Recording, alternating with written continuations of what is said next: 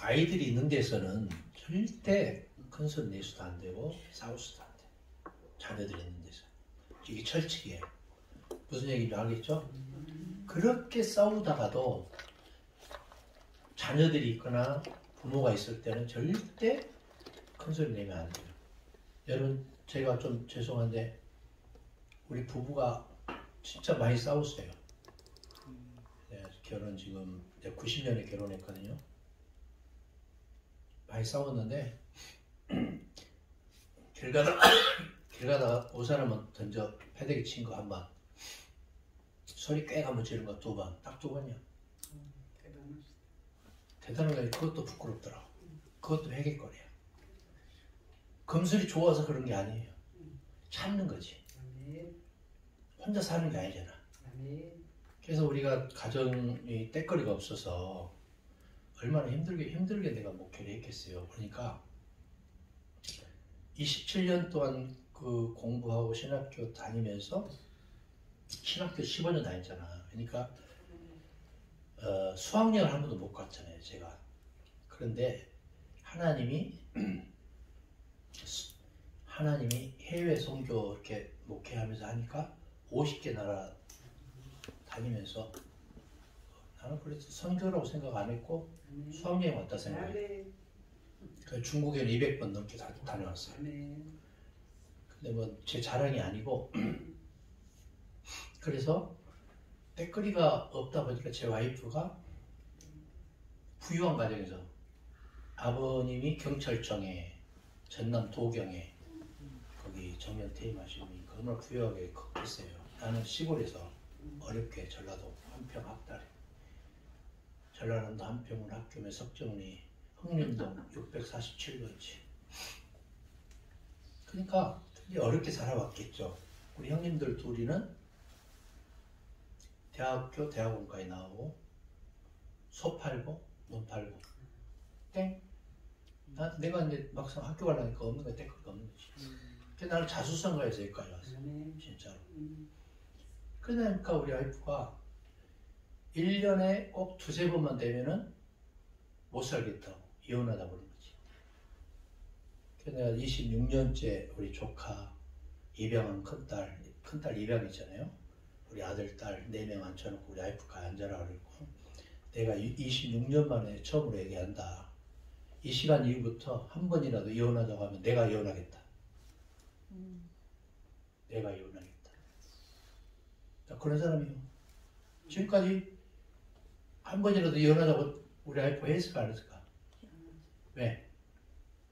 나는 한번 칼 빼면은 나 안 하는 사람이거든. 이번에 한경도 마찬가지야. 내가 칼 뺐어요. 나 안 한다. 물론 하나님이 그렇게 분위기를 몰랐는지 모르지만 난 미리 얘기를 했어. 난 안 한다고.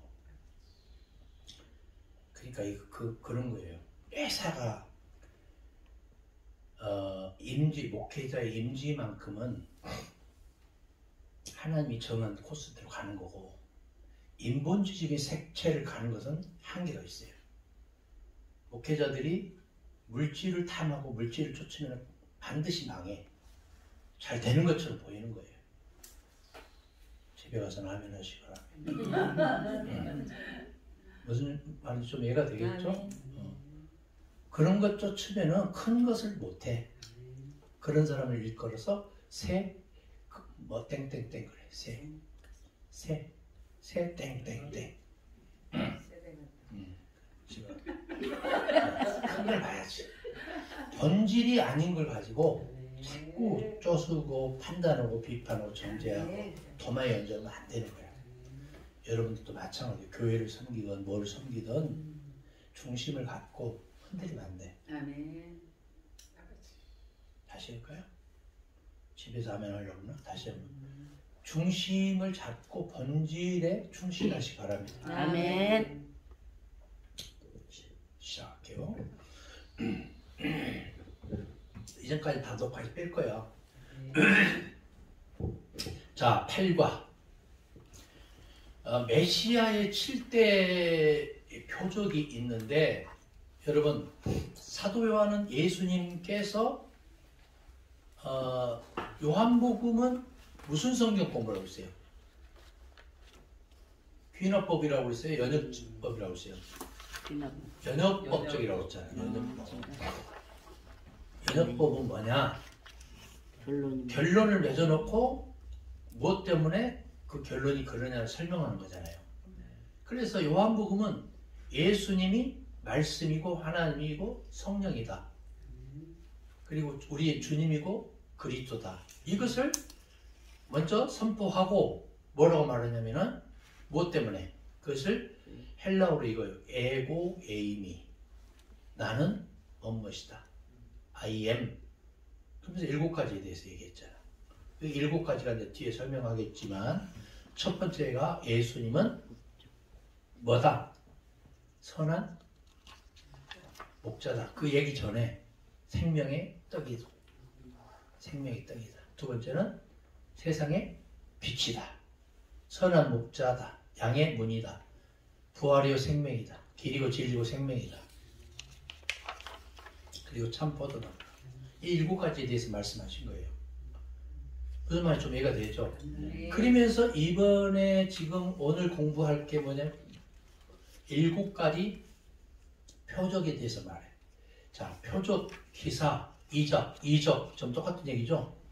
표적과 기사와 이적이 다 똑같은 얘기예요. 그러면은 여러분 생각해요. 표적과 기사와 이적이 뭐야? 뭐예요? 예수님의 표적과 기사와 이적이 뭐예요? 인간이 볼 때는 그 표적과 기사와 이적은 기적이잖아. 그죠? 그러나 하나님이 보실 때는 그것은 뭐냐? 기적이 아니고 일반적인 하나님의 표현이야. 당연한 거라고. 우리가 볼 때는 대단한 거지만 기적이지만 좀 이해가 되셔요? 네. 하나님이 보실 때는 지극히 당연한 표현이다. 표현의 일종이에요. 근데 요한복음은 의도성을 가지고 편집을 한 거죠. 요한복음을. 야, 미자야, 응? 경수나 받아 적어. 이게 하나님의 말씀이 아니거든. 그 사람의 인격과 정치적인 상황과 사회적인 배경과 성령의 역사에 의해서 하나님이 계시의 말씀인데 이것이 1.1에게 오류가 없다는 말이에요. 이게 하나님의 말씀인 요한복음의 의도거든요. 요한복음 의도는 뭐냐? 마가, 마태, 누가복음을 가지고 마가, 마태, 누가복음은 귀납법적인 거잖아. 이래저래 해서 예수가 하나님이고 성령이다. 이것을 쫓아가는 거지만 요한복음은 7가지 에고 에이미와 7가지 표적을 통해서 설교하고 있는 거예요. 설교. 뭘 설교하고 있느냐? 예수가 그러기 때문에 하나님이고 진리의 성령이다. 그러니까 신구약 성경이 다 중요한 하나님의 말씀이지만 신구약성에서 가장 중요한 말씀이 뭐냐면은 결론이 뭐냐면은 요한복음이에요. 그리고 요한복음 중에서도 1장, 14장, 16장이 결론이에요. 신구약 성경의 결론. 신구약 성경은 누구에 대해서 얘기하고 있어요? 예수 그리스도에 대해서. 그리고 신구약 성경의 줄거리가 뭐냐면 구원사잖아. 그 다음에 뭐예요? 결론이 하나님 나라잖아요. 하나님 나라를 이끌기 위한 구원사를 누가? 예수 그리스도가 주인공이 되어서 끌고 오신 거예요. 이게 신구약 성경이에요. 믿습니까? 인류 화석이 최초로 나온 화석이 40만 전에 나왔대요. 40만 년 전. 40만 년 전 인류 화석이 지금 현생 화석이 40만 년 전에 나온 화석이 있어. 근데 언제까지 6,000년 가지고 울고먹고 제날론자들은 또 뭐 인류의 조상이 원숭이고 뭐 언제까지 그거 가지고 울고먹을 거야. 그 다음에 중국이 화성에 가서 돌을 채취해 봤는데 몇 년 전에 거다고? 화성의 돌이 19억 5천만 년 전. 화성의 돌이. 그럼 지구는 역사가 최소한 몇 년일까? 19억 5천만 년 전이 되는 거지. 좀 이해가 되죠? 네. 그러니까 그래서 역사는 두 가지 역사가 있다고 했잖아요. 구원 역사와 일반 역사가 있다. 구원 역사는 뭐냐? 성경의 역사. 일반 역사는 뭐냐? 19억 5천만 년도 되고 40만 년 전의 인간도 되고. 일반 역사는. 자, 구원 역사는 뭐냐? 예수 그리스도가 구원 역사를 통해서 하나님 나라로 가는 지평이야. 지평. 인류의 구원 역사. 좀 이해가 되시죠? 네. 그러니까 이렇게 우리가 신학을 하는 것은 뭐냐? 믿음을 담아서 하나님을 알아가는 거예요. 전문성을 가지고. 그런데 이 강의 시간에 강의 설교를 하거나 뭐 세미나를 하거나 설교를 하거나 그걸 기대하면 안 되지. 여러분이 미처 생각하지 못했고 알지 못했던 것을 체계적으로 조직적으로 전문성을 가지고 공부하는 게 신학이잖아. 여러분들이 지금 신학을 하는 거지. 네? 설교 듣는 거 아니잖아요. 그래 안 그래요? 네. 그거야 그거. 그래서 집회는 세 가지가 딱 있어. 그게 뭐냐? 말씀이 있고 기도가 있고 찬양이 있어요. 그죠? 집회할 때는. 그럼 말씀이 어떤 부흥사들은 그래요. 목사님들은 말씀이 주된 거고 찬양 이것은 엑스트라고 뭐다? 업살이다 이렇게 생각하는 분들 많아. 맞아요? 말씀은 뭐냐면 음식 먹는 거 똑같아. 음식. 그리고 기도는 뭐냐? 호흡하는 거야. 호흡이 끊어지면 죽잖아. 그럼 찬양은 뭐냐? 호흡하는 것들이 시편에 보면 이런 게 있어. 호흡이 있는 자들은 다 뭐다? 찬양하라고 그랬잖아. 호흡하는 자들이 마땅히 하나님께 드리는 경배야. 이게 찬양이에요. 좀 이해가 되시죠? 그러니까 뭐가 주인공이고 뭐 엑스트라고 꼽사리고 이렇게 이딴 식으로 얘기를 하면 돼요? 안 돼요? 안 돼요. 안 되는 거지. 제가 이렇게 말씀드리면서 원론적인 것을 말하는 거예요. 교회는 5가지 사명이 있어. 예배, 교육, 선교, 전도, 친교, 봉사. 이 5가지가 있어. 교회는. 교회 사명이에요. 물론 교회론 시간은 아니지만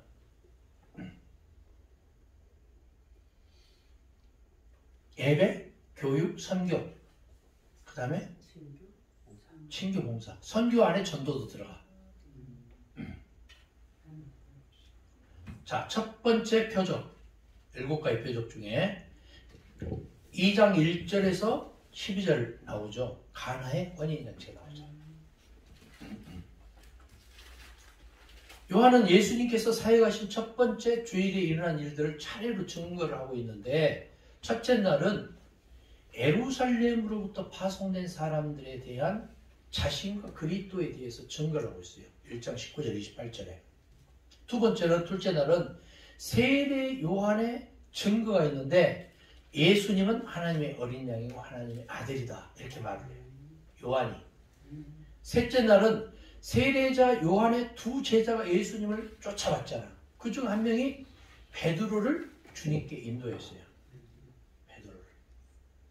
42절에 보니까. 네 번째 날은 안식일이었는데 빌립과 나다나엘이 주님을 만났잖아요. 그죠? 빌립과 나다나엘이. 일곱째 날 수요일은 갈릴리 가나 혼인집에 예수님이 참석을 하셨어요. 자, 나다나엘을 만나시고 3일이 지났을 때에 예수님의 모친과 예수님께서는 갈릴리 가나에서 열린 결혼잔치에 초청됐잖아요. 그래서 미시나에서는 신부가 처녀인 경우에는 수요일에, 과부인 경우에는 목요일에 혼인식을 거행해야 된다고 기록을 하고 있어요. 따라서 이 결혼식은 언제 되었을까? 수요일에 아마 되었을 것이다. 이렇게 예측을 하는 거죠. 결혼식 때 신랑과 신부의 친구들이 다 함께 행렬을 지어서 어디로 갔을까? 신랑과 신랑의 친구들이 다 함께 행렬을 지어서 어디로 갔을까? 신부 집으로 갔겠지. 이 행렬은 종종 한밤중에 일어났기 때문에 그 행렬은 불빛으로 찬란해요. 그래서 저도 이제 인도 선교지 가보면은 저녁에 결혼식이 열리고 막 이 동네 막 가서 막 신랑 친구들이 가서 막 왁작지고 그러고 막 난리가 법석이더라고. 옛날에 우리 그 결혼식 날 보면은 저녁에 예? 저녁에 신랑 친구들이 어디로 가냐면 신부집을 가면은 우리도 시골에 보면 어떻게 했어요? 신랑을 그 동네 사람들이 발목을 묶어서 앞에 보에다가 달잖아. 그래요. 그리고 막 발바닥을 때리잖아. 왜 때렸을까? 우리 신부 데려간 이 도둑놈아 그 얘기야. 내가 좋아했는데. 그러면서 좋아했던 사람 진짜 막 심하게 때리기도 해. 진짜. 옛날에 그러다가 달아놓고 있다가 옆집에서 불이 하해가지고 다 불 끌어가서 신랑이 죽은 사건도 있어요. 진짜로. 그 정도로 심했어. 특히 남도 쪽에서는 진짜 심했어요. 자, 이 행렬이 신부집에 도착하게 되면 연설과 인사가 있었다는 거죠. 그리고 신랑은 신부와 함께 자기 집으로 다시 행렬을 했어요. 그래서 신랑이 신부를 데리고 신랑의 집에 도착하게 되면 비로소 혼인잔치가 시작이 되었다는 거예요. 대개 경우 이 잔치는 긴 일주일간 계속되었다고 그래요. 그런데 요한은 이 연회가 끝나기도 전에 포도주가 떨어졌다고 기록을 하고 있잖아요. 그런 신랑이 매우 부자가 아니고 가난한 사람임을 알 수 있고 넉넉하게 잔치 준비를 하지 못한 것도 알 수가 있고 유대인의 법에는 이러한 경우 신랑이 혼인 준비를 정성껏 하지 않았다는 이유로 신부가 법정에 고소를 할 수도 있었답니다. 따라서 결혼잔치에서 포도주가 떨어졌다는 것은 신랑에게 있어 매우 큰 낭패였다 그런 얘기예요. 자, 이 시점에서 술에 대해서 한번 얘기를 해볼게요. 술. 여러분 술 먹으면 돼야 안 돼요? 당연히 안 되죠. 당연히? 근데 성경에는 여러 가지가 나와. 당연히 안 된다고 생각했는데 예수님도 포도주를 만들었고 마셨어. 자, 유럽에 가면 한국의 합동측, 고신측의 그 보수적인 교단에 있던 분들이 전부 맥주를 마셔. 맥주가 3도, 4도, 5도 정도 된다고 그래요. 왜 마시냐? 안 먹으면 죽어. 담석증 걸려서. 물이 전부 석회석이잖아. 근데 유럽 사람들은 맥주를 술이라고 생각을 한 번도 안 해. 뭐냐? 음료로 생각을 해. 당연히 마셔야 되는 음료. 좀 이해가 돼요? 근데 한국 기독교 목회자나 기독교인들은 맥주는 술이고 포도주는 뭐예요? 우리 한 목사님. 포도도 술이죠. 어? 포도도 술이죠. 그 말하는 이면에는 포도주는 조금 마셔도 된다라는 것이 포함된다. 아니 술 좋잖아요. 포도주는 12도에서 14도라고 그래요. 막걸리가 몇 도예요? 8도라고 그래. 그럼 여기서 가장 센 게 뭐야? 몇 도야? 포도주. 당연히 포도주. 포도주가 어떻게 보면은 우리가 볼 때 독주야. 그래 안 그래요? 도수로 봐서. 도수로 봐서. 근데 우리는 거꾸로 생각하고 있는 거야. 네. 이게 문화적인 차이예요. 갈릴리 가나에 가니까 포도주를 먹을 수가 없더라고. 너무 싱겁고 허접해. 갈릴리 가나의 포도주. 그래서 독일에 가니까 함부르크에 내 가슴만한 포도주 병을 내가 사가지고 가서 가지고 가려때 샀어. 가서 우리 교인들 같이 성찬식 하려고. 못 가지고 왔네. 그래가지고 그걸 가지고 어떻게 했냐. 갈릴리 호수에서 배를 임대를 해서 가운데 띄워놓고 거기서 18명이 성찬식을 했어. 진짜 맛있더라고.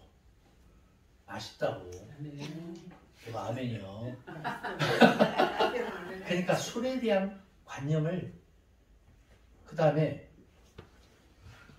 와인을 그 유럽 사람들은 내가 9개 나라 이제 투어하면서 레드 와인이 있고 화이트 와인이 있어요. 와인을 레드든 화이트든 한 잔 이렇게 시켜놓은 게 10유로예요. 우리나라 돈으로 한 15,000원 정도 되는데 그 사람들은 레스토랑에서 3시간, 4시간을 그 한 잔 가지고 한 모금하고 30분 이거 하고 또 한 모금하고 이거 하고. 우리나라는 어떻게 먹어? 한 방에 그냥 먹고 원샷하고 막 별짓 다 하잖아요. 그죠? 그러니까 문화가 되게 잘못된 문화지. 우리나라 문화. 그 사람들은 술을 먹기 위해서 만나는 게 아니고 만남을 지속하기 위해서 술을 문화로 사용을 하는 거예요. 좀 이해가 되죠? 예? 그래서 술 취하지 말아라 그 말은 그거예요. 좀 이해가 되죠?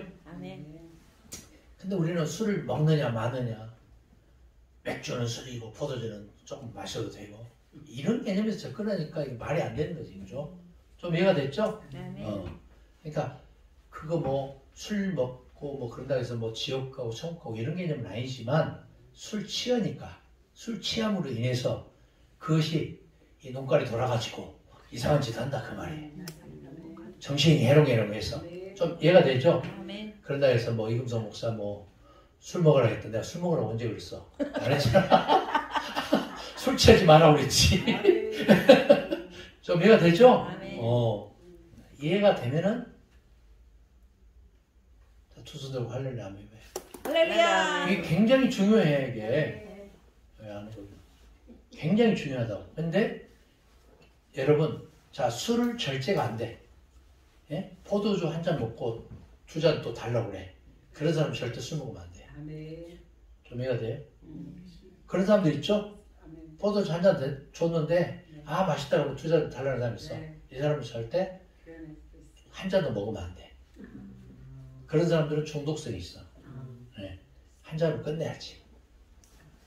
그거예요. 그러니까 술에 대한 것은 예수님에게 물어봐라. 예수님에게 물어봐라. 네. 자 넘어갈게요. 예수님의 어머니는 예수님께 가셔서 뭐가 떨어졌다고 그래요? 3절에 포도주가 떨어졌다고 그래요.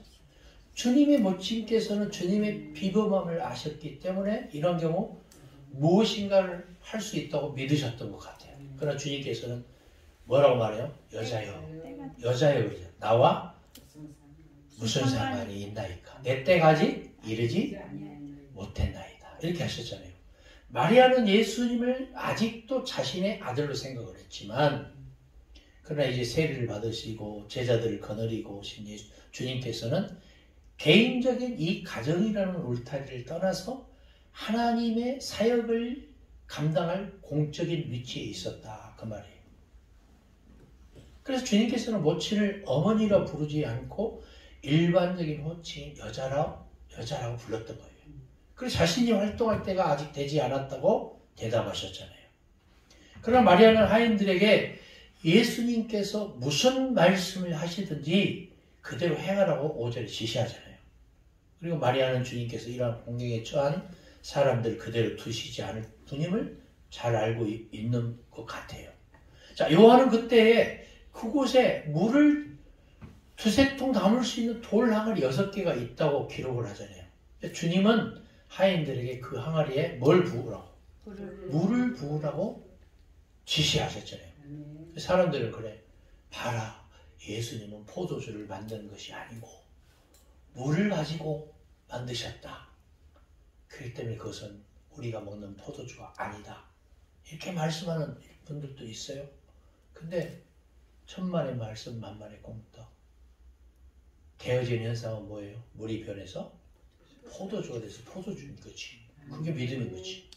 할렐루야. 예? 자, 마리아는 주님께서 이런 공경에 처한 사람들 그대로 두지 않으실 분임을 잘 알고 있었던 것 같아요. 자, 요한은 그때 그곳에 물을 2-3통 담을 수 있는 돌 항아리 몇 개가 있다고? 6개가 있다고 기록하잖아요. 주님 하인들이 그 항아리에 물을 부으라고 지시했고 하인들은 그대로 했잖아요. 6절, 7절에 보니까. 예. 그리고 나서 그 물을 떠서 연회장에 갖다 주라고 하셨으나 연회장이 그 물을 맛보았을 때는 이미 그 물은 좋은 품질의 포도주가 되어 있었다. 8절 9절에. 예. 연회장은 그 포도주를 맛보고 나서 누구를 칭찬했을까요? 신랑을 칭찬한 거예요. 왜냐하면 사람들이 대부분 경제적인 어려움 때문에 처음에 좋은 포도주를 내놓고 사람들이 취하면 낮은 품질의 포도주를 내놓은 것이 상례였으나 이 경우 더 좋은 포도주를 나중에 내놓았기 때문에 주님께서 이 일을 행하심으로 가난한 사람, 가난한 신랑을 공경에서 구해주셨을 뿐만 아니라 엄청난 양의 포도주를 선사함으로써 그들의 삶에 미천으로 쓸 수 있는 넉넉한 선물도 주었다. 그 말이에요. 여러분, 포도주는 독일산, 프랑스산이 세계에서 가장 유명하잖아. 그죠? 독일산 프랑스산이 세계에서 제일 유명해. 근데 독일 같은 경우에는 포도주를 어떻게 담그는지 아세요? 진 목사님. 독일에. 예? 내가 독일 가봤는데 어떻게 하느냐? 포도밭을 농사를 짓잖아. 그러면은 한쪽에다가 구덩이를 파. 그리고 거기다가 통을 놓거나 구덩이를 파서 포도를 전부 따서 거기다가 집어넣어버려. 그리고 공구리를 쳐버려. 위에 뚜껑을 닫아버려. 당대는 못 먹어. 자식대에서 먹어. 그러니까 그 희한한 포도주가 옛날에는 그렇게 했다고 그래요. 지금은 어떻게 하느냐?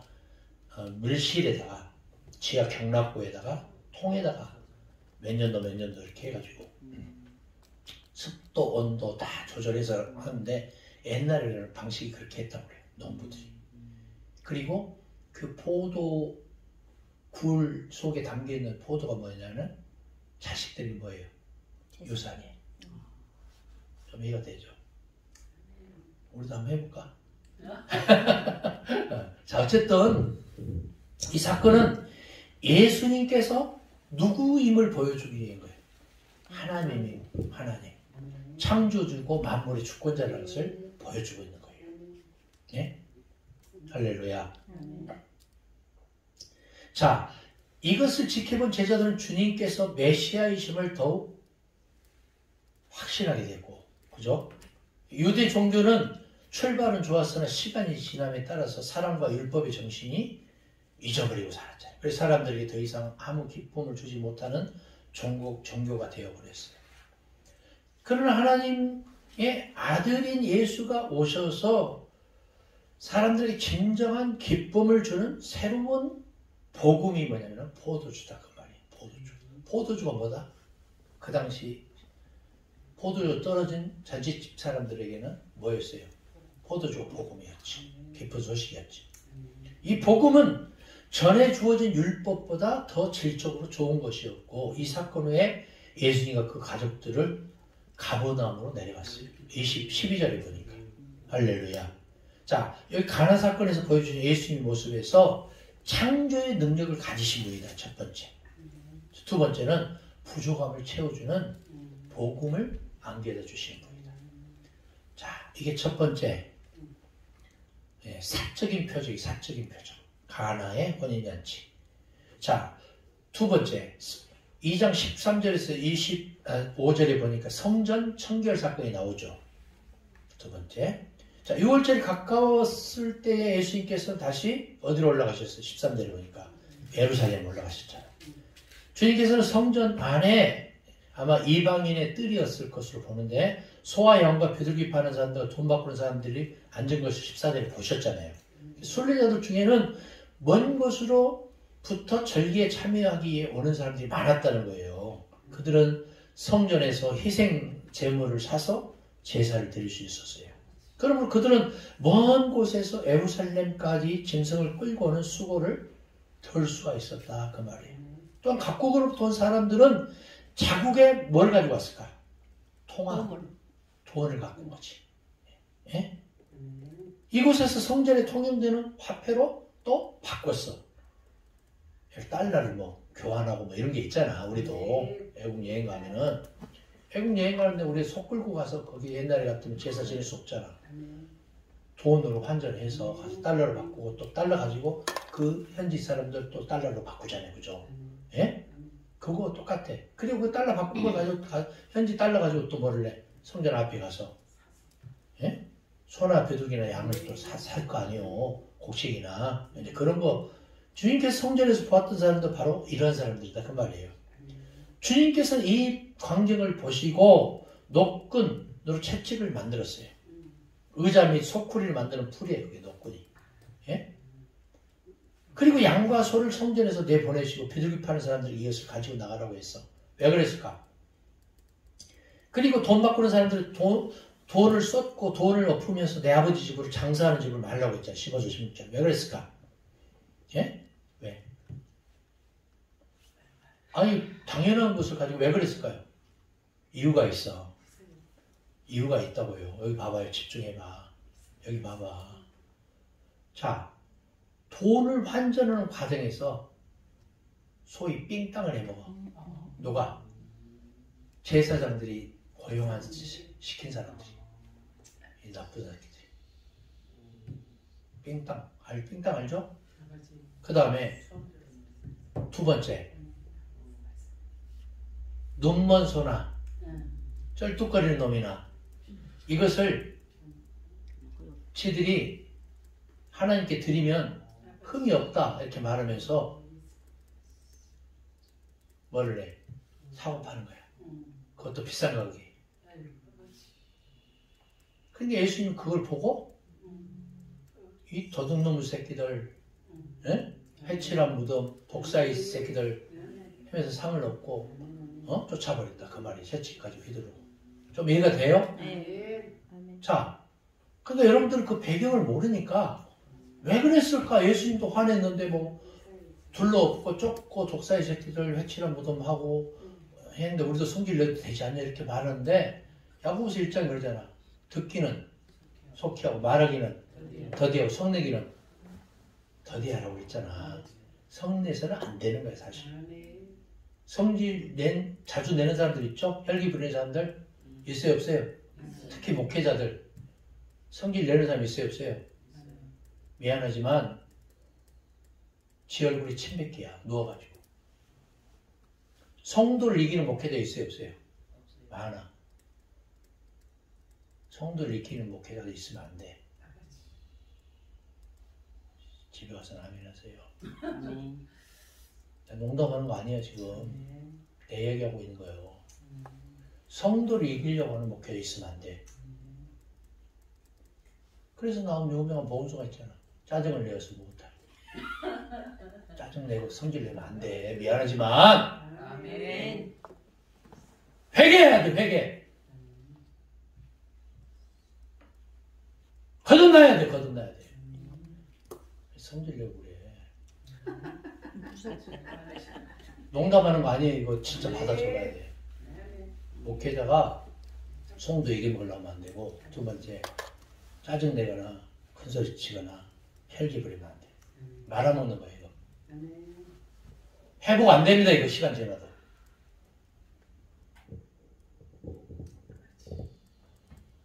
진짜 받아 적어야 돼. 이거.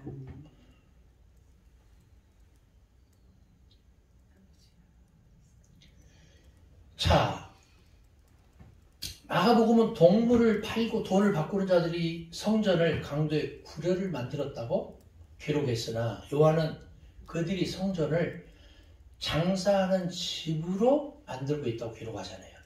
이 일이 마가는 비정상적인 방법으로 희생제물과 환전을 통해 이득을 취하는 자들을 책망하셨고, 그러나 요한복음에서는 이 일이 성전 안에서 행해지고 있는 것을 책망하고 있는 거예요. 성전은 하나님의 뭐하는 곳이에요? 집이잖아요. 안민의 뭐하는 곳이에요? 기도하는 집이잖아요.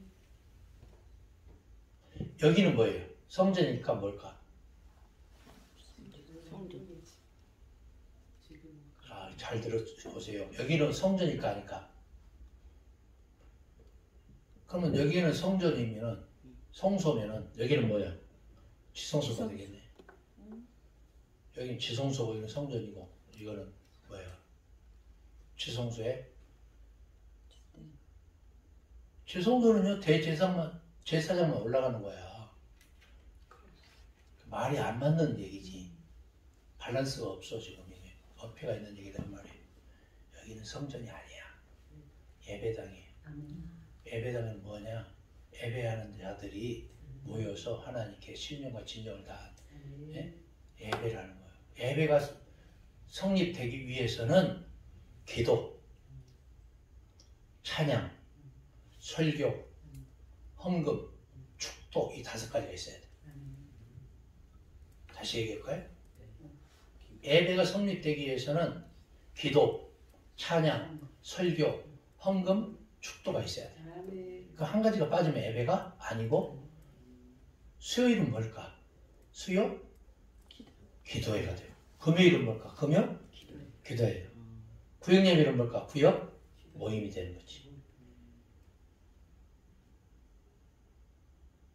좀 제가 말씀드리는 그 의도를 충분히 이해가 됐어요? 안 된 분들은 다시 유튜브 방송 통해서 들으시라. 나는 이렇게 목회를 하고 선교를 하면서 본질적인 얘기를 해주는 거예요. 그러니까 그것은 여러분 몫이에요. 받아들이라면 받아들이고 말란 말고. 자, 주의 종이 어떤 분들은 사도 바울도 자칭 사도라고 했는데 나도 사도다. 맞아요, 틀려요? 그 다음에 나도 대제사장이다. 맞아요, 틀려요? 말도 안 되는 얘기지. 예? 대제사장이 되려면은 번제가 다시 살아나요. 소제, 화목제, 속죄제, 속건제 5가지 제도. 그 다음에 번제물이 있어야 되잖아요. 제단이 있어야 돼. 정결례 하려면은 정결 예식이 또 있어야 돼. 물두멍도 있어야 돼요. 자꾸 우리는 율법적으로 자꾸 가려고 그래. 율법으로는 구원함이 없어요. 미안하지만. 목사가 목사지 왜 자꾸 대제사장 되고 사도 되려고 그래. 잘못된 거죠. 그런 것은 너무 우리는 좀 죄송한데 특히 여자 목사들 허접해 하는 거예요. 왜 그렇게 허접한지 몰라. 봉투 가지고 점쟁이 노릇하는 것도 아니고 집회하면서 봉투 사회 간답시고 그래 안 그래요? 애연사에 간답시고 뭐 투시가 있다고 허접한 얘기나 왜 그런지 모르겠어. 한국 교회가 망하는 징조이고 그래서는 안 되거든요. 주만 바라볼지다. 아멘. 할렐루야. 아멘. 히브리서 13장 1절에 뭐라고 했어? 우리의 사도이시고 대제사이신 예수를 깊이 생각하라. 2절에는 뭐라고 그랬어? 그렇지, 바라보자. 예수를 바라보자. 제가 이런 얘기 한다서 나 미워하면 안 돼. 미워해도 돼. 나는 근데 본론적인 것을 얘기를 하는 거예요. 잘못된 것을 잘못했다고 죄 종이 지적을 해야지.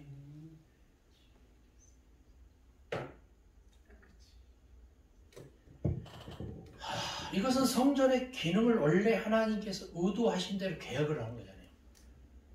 예? 우리들은 자신도 모르는 사이에 여러 가지 좋은 의도로 시작한 행사들 때문에 종종 교회를 비본질적인 것으로 바꿔놓을 때가 많아요. 그리고 사람들은 그것이 잘못된 것인지도 모르고 뭐 습관을 따라서 계속해서 실행하거나 잘못된 줄 알면서도 입을 다물고 지내요. 그래서 주님께서는 우리의 이 종교와 그 행위들은 언제든지 원래 그대로 하는 대로 유지되기로 해요.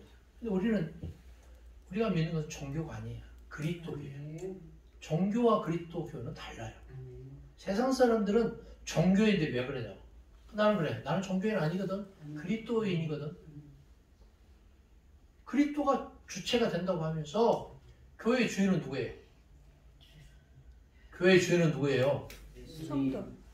예수님. 예수 그리스도가 교회의 주인이라고 하면서 왜 교회를 사교회처럼 생각을 해요? 잘못된 거지. 그래서 제가 뭐라고 그랬어요? 주인 의식과 주인 행세, 주인 노릇은 같다 틀리다? 틀리다. 주인 노릇은 하면 안 되고 주인 행세도 해도 안 되지만 뭐를 가져야 된다? 주인 의식은 가져야 된다. 받아 적으세요.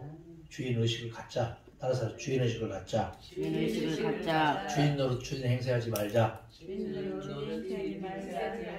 예수님이 교회의 주인이다. 근데 왜 주인 행세, 주인 노릇 하냐고요?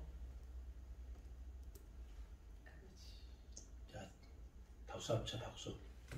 네. 박수. 진짜 멋있잖아요, 진짜. 여러분, 감사합니다. 네, 멋있어요. 이 자식 너무 멋있잖아. 멋있어요. 어때? 멋있다고. 이제 좀 여성스럽게 좀 대답 좀 해봐. 자, 이것이 바로 우리들에게 항상 성경 연구와 개혁이 필요한 이유예요. 자, 유대인들은 무례해 보이는 이러한 일을 행하시는 예수님께 네가 무슨 권위로 이런 일을 하냐고.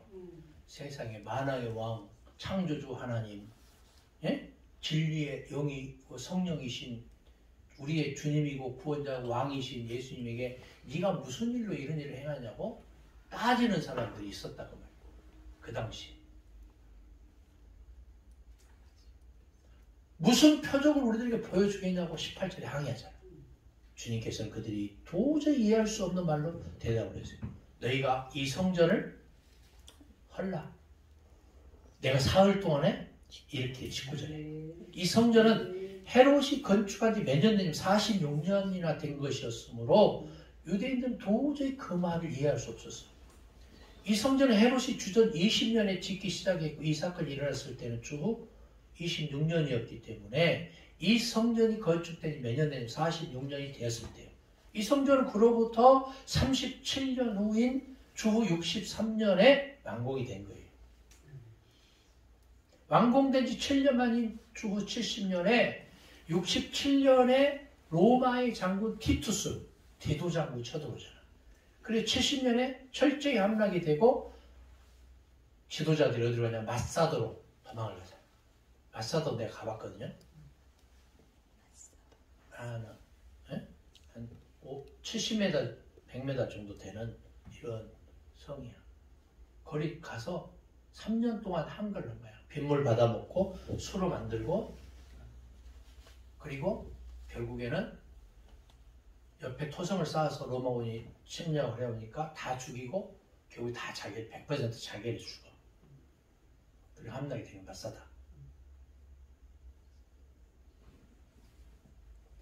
그러므로 이런 주님의 말씀은 성전이 그 본질과 사명을 잃게 되면 파멸될 거라는 거죠.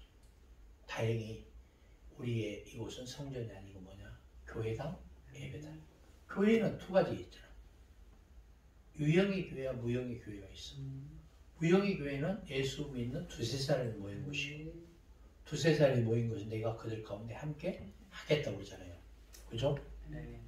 자, 유형의 교회는 뭐냐면 교회당, 예배당이에요. 여기도 보니까 뭐 원양 예배당 그렇게 돼 있대. 아주 잘한 것 같아.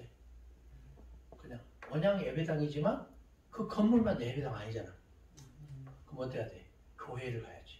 원양 교회 그렇게 하세요. 거기는 장소적인 예배당밖에 없는 거야. 원양 예배당 하면 좀 이해가 되죠? 유형, 무형의 교회가 같이 되려면 원양 교회로 가는 게 맞지. 잉바일러만 이상. 자, 주님께서는 의식하던 종교가 폐지가 되기를 원했어. 새로운 교회 시대가 자신의 죽음과 부활을 통해서 도래할 것을 예고하신 거예요. 그러므로 이 성전 청결 사건은 예수님의 메시아 되심에 대한 강력한 선언이었고 주님의 부활을 외 제자들이 이를 깨닫고 믿게 되었다 그 말이에요. 6월절 예수께서 예루살렘에서 행하시는 표적을 보고 많은 사람들이 23절에 보니까 믿게 됐잖아요.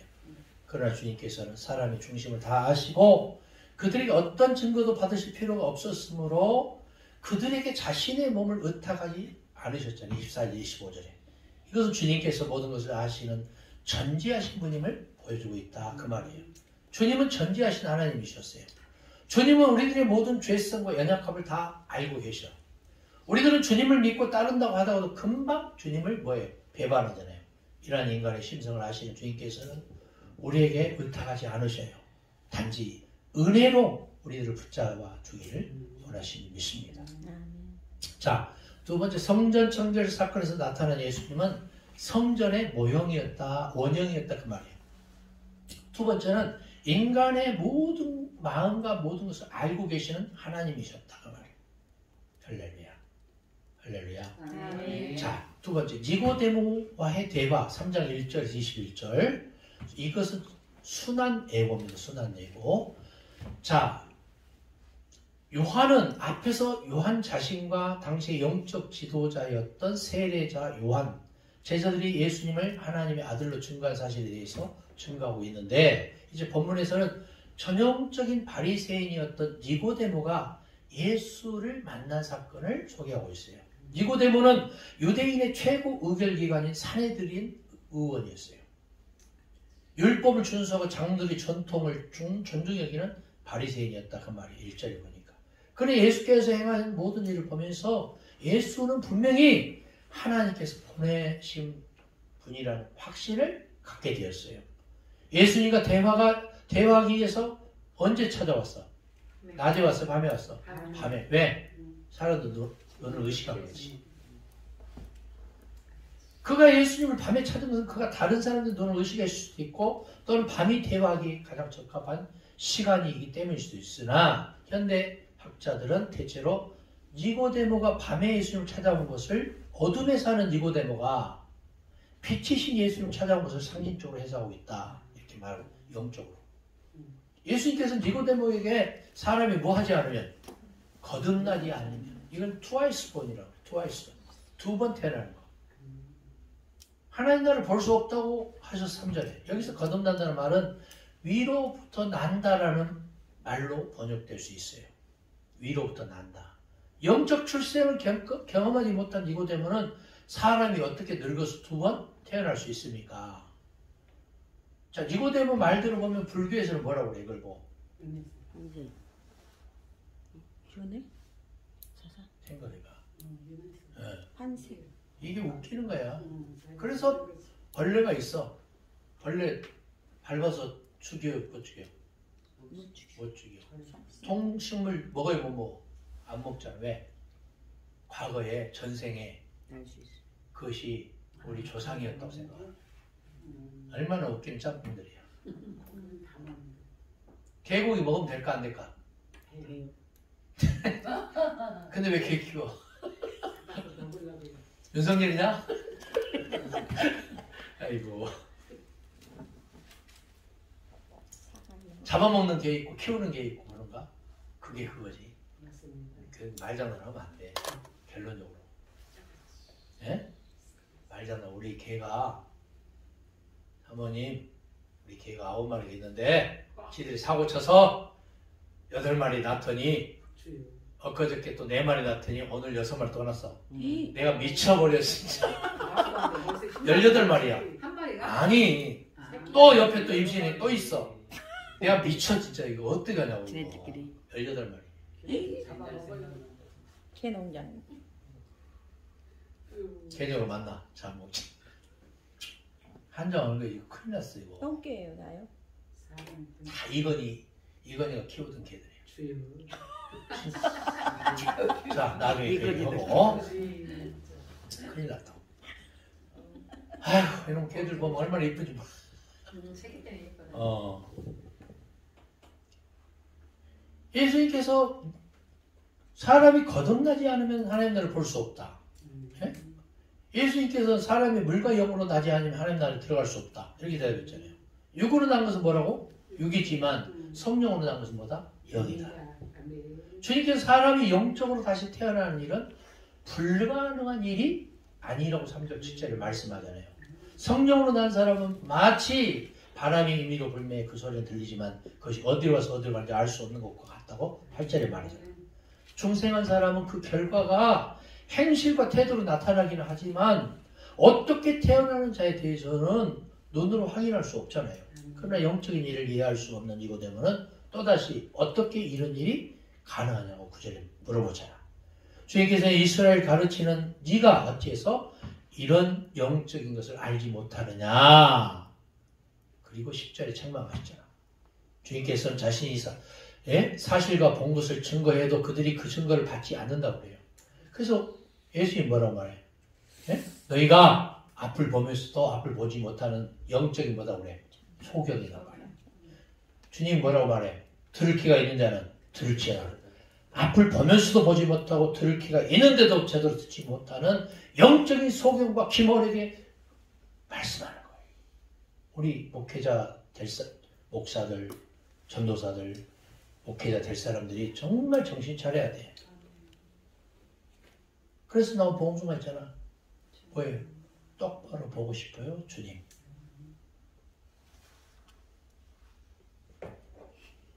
똑바로 보고 싶어요, 누구? 주님. 똑바로 보고 똑바로 듣고 똑바로 살아야 돼. 정중동이에요, 정중동. 주님께서는 자신이 사실과 본 것을 증거해서 그들이 그 증거를 받지 않는다고 하면서 땅의 일을 말해도 믿지 못하면 하늘의 일을 말하면 어떻게 믿을 수 있느냐고? 11절 12절 책망하자예요. 우리는 여기서 율법과 유전을 강조하는 이 전통적인 바리새인들이 얼마나 영적으로 무지해져 있는지를 엿볼 수 있어요. 그들은 전통과 습관을 강조하다가 더 중요한 외식과 형식에 빠져 내적이고 본질적인 변화를 놓치고 있었어요. 이뻐. 주님께서는 니고데모에게 자신을 하늘로부터 보냄을 받은 메시아, 즉 인자로 소개하고 있다. 그 말이에요. 그리고 하늘에 온 인자만이 하늘의 일을 계시할 수 있다고 13절에 말씀하시잖아요.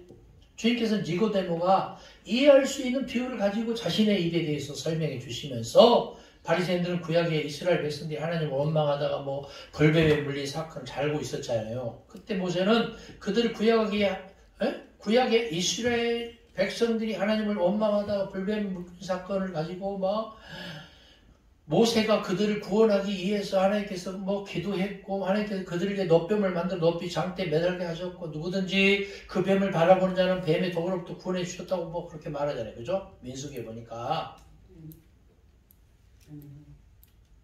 그러면서 우리도 십자가를 바라보라고 그러잖아요. 십자가는 바라보고 십자가를 믿는 우리는 종교인이 아니야. 미안하지만. 다시 얘기할까요? 십자가를 바라보고 십자가를 믿는 종교인이 아니에요. 우리는 십자가를 지고 주님을 따르는 그리스도인이지. 그래야 너희들이 예수님의 제자인 것을 알게 될 것이다 그러잖아요. 할렐루야. 지금 온 세상은 범죄로 인해서 사단과 뱀의 모두 사망의 세력이 잡혀 있는 것 같아. 코로나19 바이러스 터지니까 지금 난리인데 지금 이제 시작이야. 미안하지만 교회는 쓰나미처럼 이것이 쓰나미 꽝 때리면 어떻게 돼? 와장창 박살나잖아. 미안하지만 3분의 1 교회 박살나게 돼 있어. 3분의 1 교인들 바닥나. 회복 절대 쉽게 되어지지 않아. 이럴 때 영적인 거시안적인 안목을 가지고 주님의 음성을 듣고 주님 뜻대로 사는 교회만 살아. 정신 차리라고. 미안해요. 정신 차려야 돼. 어정쩡하게 뭐 한 발 경계선에 서 있다가 교회 문턱에서 싹 빠졌다 교묘하게 말장난하고 엠번주의적인 색깔 가지고 이러면 안 돼. 주님 바라봐야 돼. 주님께 온전히 매달려야 돼. 주님께 온전히 순응해야 돼.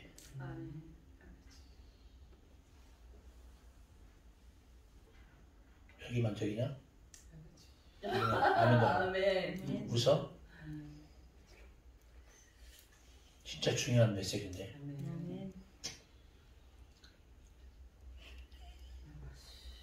마치 모세가 뱀을 만들어 장대에 매단 것처럼 하나님께서 인류의 죄를 대신해 아들을 십자가에 죽게 하셨다. 야, 그런 것 같잖아. 생각해봐. 근데 하나님이 예수를 매달았을까? 하나님이 스스로 매달리셨을까? 잘 생각해봐요. 후자지. 하나님이 아들을 예수에 매단 것처럼 보이나 또 내가 또 장황하게 설명 좀 해야 되겠지. 시간도 없는데. 하나님이 태초에 뭐가 있었어? 태초에 로고스에 뭐가 있었다? 말씀이 있었다고 했잖아. 말씀이 곧 누구다? 하나님이었잖아. 이 말씀이신 하나님이 인간 세계에 육신으로 활동으로 보니까 누구였다? 예수 그리스도 오셨다 그 말이야. 하나님은 결국 누구예요? 예수 그리스도. 말씀 누구예요? 예수 그리스도. 이분이 요한복음 14장에 보니까 누구다? 진리의 뭐다? 영. 예? 진리의 뭐예요? 영이었잖아. 이분이 누구예요? 예수의 영이었잖아. 따라서 예수는 누구야? 보혜사. 성령이잖아. 내가 가는 곳에서 너에게 유익하니 내가 감으로 또 다른 보혜사를 보내주기 때문에 또 다른 뭐야 없어. 예수와 성령과 또 다른이 아니고 우리가 미처 알지 못했던 변호인, 위로자, 돕는 자의 보혜사. 예수의 영, 예수의 성령이다. 따라서 예수는 성령이고 말씀이고 하나님이고 영생이다 그 말이야. 이 전제가 베이스에 깔려지지 않으면 안 돼요. 왜 자꾸 삼분법적으로 얘기를 하고 삼신론적으로 신앙생활을 하냐고. 따라서 하나님이 아들 예수를 십자가에 매단 게 아니고 하나님이 아들 예수 와서 당신 스스로 십자가에 달리신 거지. 믿습니까? 과거, 현재, 미래 인간의 근본적인 죄를 다 사해주기 위해서 그 사실을 믿으라 그 말이야. 그래서 십자가를 바라보라 그 말이야.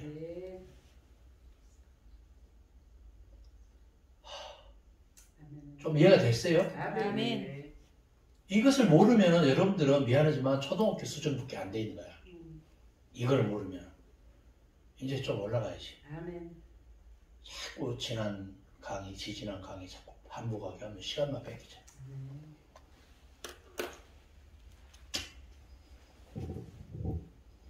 결론을 낼게요. 요한은 이 말을 들은 니고데모가 예수님께 대해서 어떤 반응을 나타냈는지에 대해서는 기록하지 않았으나 요한은 니고데모가 사내들인 공회에서 예수님을 체포하려 할 때 위험을 무릅쓰고 반론을 했고 7장 50절에서 52절에 예수님이 시체를 장사한 요셉과 협력한 일을 기록해 있고 19장 39절에 니고데모가 예수님의 말씀을 듣고 예수님께서 하늘로부터 오신 인자고 또 모세가 매단 뱀같이 인류의 죄를 구원하게 오신 구주라는 것을 믿었음을 암시해 주었다. 자, 니고데모 사건에서 나타난 예수님은 첫 번째 하늘로부터 온 분이란 말이에요. 두 번째 인자다. 세 번째 죄로 인해 죽어가는 인류를 위에서 십자가에 달리신 분이다. 자, 세례 요한의 증거를 통해서 예수님은 하늘로부터 보내심 받은 분이고 만물에 계신 분이고 31절에 예수께서 보고 들은 하나님 나라의 소식을 증거해 그 증거를 받는 자가 32절에 없고 그러나 그 증거를 받는 자들은 하나님을 참되시다 이를 쳤고 33절에 하나님께서 보내신 이는 하나님의 일을 말하고 이는 하나님께 성령을 한량없이 부어주시기 때문에 34절에 말하고 35절에 보니까 하나님께 아들을 사랑한 만물을 아들에게 주셨고 그러므로 36절에 아들을 믿는 자는 영생이 있고 아들을 순종치 않은 영생을 보지 못하 도리어 하나님의 진노가 그 위에 머물러 있다. 이렇게 말하고 결론을 맺습니다. 다음에는 수가성계인 4장에 대해서 말하겠어요. 자, 오늘 말씀을 통해서 알 수 있는 건 뭐냐? 메시아의 7대 표적을 통해서 표적과 기사와 이적은 우리가 볼 때는 표적이고 기사고 이적이지만 하나님에게는 뭐다? 일반적인 표현이다. 표적과 기사와 이적을 통해서 말하고자 하는 의도는 뭐냐? 예수는 누구다? 전능자고 창조주고 하나님이고 성령이다.